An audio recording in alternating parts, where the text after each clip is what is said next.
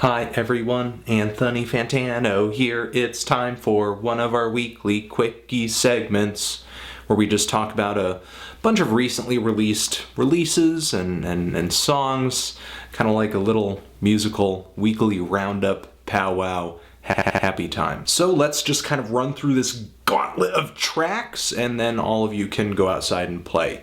Iron and Wine has recently dropped a brand new track. Link in the description box to give that a listen. Of course, new LP on the way to follow that, as well as Wavves, who has a new track out titled Demon to Lean On, which released this past week, which kind of forecasts a slightly kind of grungier sound for the project, which might be something that I would be interested in hearing on this new LP.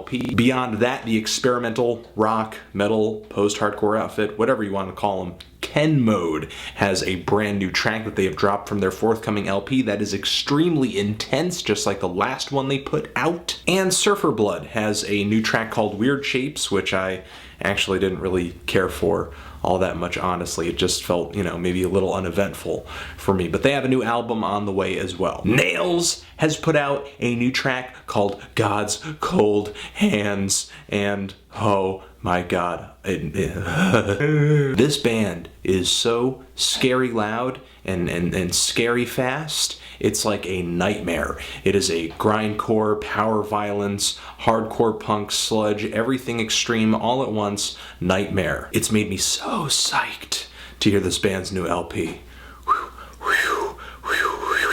Next, Dumbo Gets Mad has a new track out titled American Day. Weird, psychedelic, poppy, just like many songs to come out prior to the project's new LP, Quantum Leap, Italian psychedelic pop project you guys may remember from a few years ago with the album Elephants at the Door. This new LP is releasing toward the beginning of February. Looking forward to reviewing it soon. The Flaming Lips also have a new track out titled Sun Blows Up Today, which is actually going to be featured in a car commercial during the Super Bowl. And I actually think it's a pretty awesome track.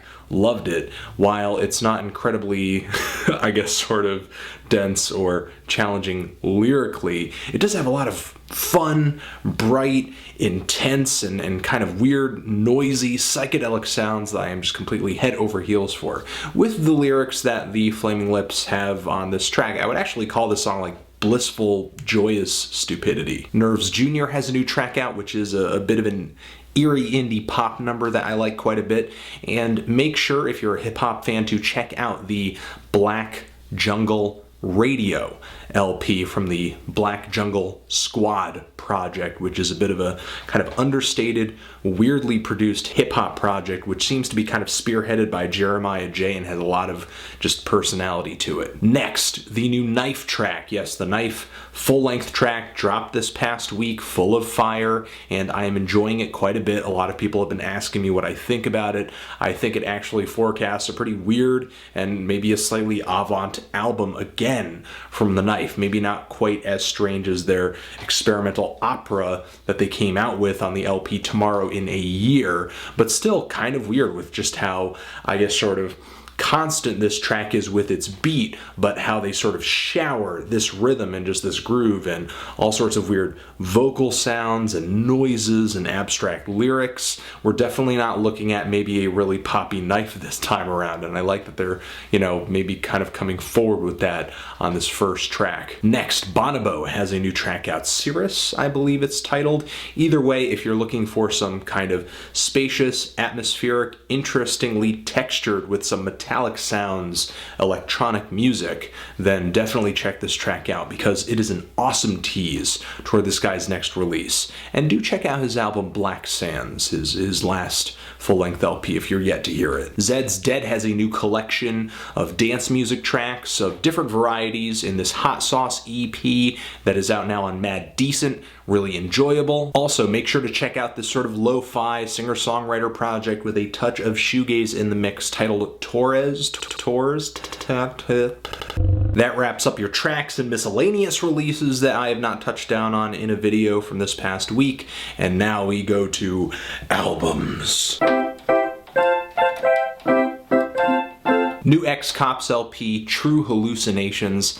No matter how many times I visited and revisited this album, I just could not shake the notion, could not shake the idea that this is just kind of an average, bland, jangle pop, jangle rock album that doesn't really have a strong personality to it. It is sweet, it is pleasant, but, you know, I don't mistake those things for, you know, fantastic and amazing. I mean, I think, honestly, in my opinion, at best, this album is just kind of likable. It's passable. Yes, right now there is an official tribute album to My Bloody Valentine's Loveless, titled Yellow Loveless, which only features Japanese bands and artists, I believe, and it's kind of, you know, all been sparked by the prospect of a new My Bloody Valentine album later this year, fingers crossed. The album features people like Shonen Knife, Boris, and many, many more, and even though there are artists on here that I know I like, others that I am interested in getting into because of their affiliation with this album, I'm still not usually a huge tribute album person because usually of how all over the place they tend to be quality-wise. But there are some very impressive sounds coming from some of the groups on this album who do choose to go down that more shoegazy route. Of course, there are others who kind of take their covers from this album and go in a completely different direction, like Shonen Knife, that pulls together what kind of sounds like a vocal poppy girl group style, maybe a bit of psychedelic pop in there too, type track that is very upbeat, sugary, and actually kind of funny considering where it came from with the original. So there are some really imaginative revisions on this collection of tracks, and some dubstep. Just gonna leave it at that. The new High Highs full-length open season. This is basically a dream pop LP with a few folk-inspired rest stops along the way. And what's kind of making me talk about this LP, even though I didn't really care for many of the dream pop tracks at all, they didn't really have a strong flavor for me, those folk tracks, especially the title song on this LP, are actually really nice, filled with some detail, and kind of enchanting, intoxicating. I do like the way that these guys combine dream pop with folk. I would be interested in kind of hearing them go further down this road in the future. Hatebreed, the divinity of purpose. You know, Connecticut metalcore outfit. How could I not talk about these guys? It's a Hatebreed album that sounds like a Hatebreed album. You have chugga-chugga riffs, breakdowns, Jeremy Josta screaming his brains out about having heart. If that mixture of things interests you, then, you know, yeah, sure, get into it. But I think even maybe hardcore fans of Hatebreed might be a little disappointed by this album's complete lack of surprises.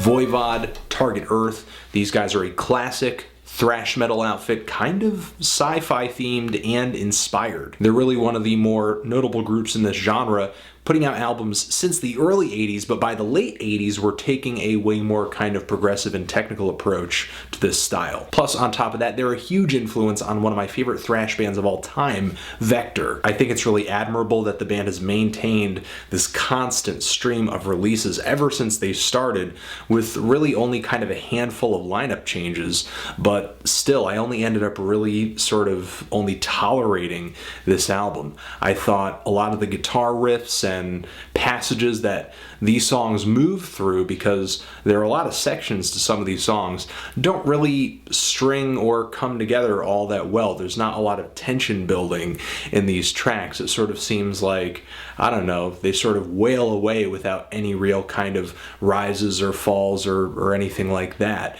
Maybe it's the production's fault, because everything feels maybe sort of as if it's making noise and kind of existing at the same tempo, but not really all that tight or anything like that, especially the vocals, which do tend to be kind of loose, maybe a bit amateurish, kind of all over the place. Easily the most lackluster thing on all of these tracks. The sound of the bass, the drums, and the guitars, it's all just really kind of brittle and just not that nice on the ears. The drum mix is actually shockingly low as well. I mean, though I don't really like a lot of newer thrash metal groups kind of taking on that slicker production that makes them sound really kind of neutered and just sucked of life. I mean, this too seems kind of lifeless as well because of just not that much pomp in the sound of the recording. New Bleeding Rainbow LP, yeah, right. Formerly known as Reading Rainbow, these guys were, you know, pretty much an indie pop and indie rock group without a lot of unique characteristics to note. But on this new LP, they actually went further into a shoegaze sound, which, I mean, actually was pretty interesting because they're pretty good at manipulating some weird, strange guitar noises, even though there is a clear My Bloody Valentine influence coming through when they go down this road, and how could there not be? It's still just awesomely noisy, blissful, and kind of catchy. The intro track is great. The track Pink Rough is great. The song Drift Away, which is the lead single off of this LP, has a really nice catchy chorus, soaring vocals, kind of a slow pace. It sounds like a combination of not only My Bloody Valentine but Veronica Falls as well. But as the album presses on, these guys start bringing back those indie rock, indie pop, and maybe slightly kind of garagier tunes that to me didn't really have any flavor when they used to play them on their older albums.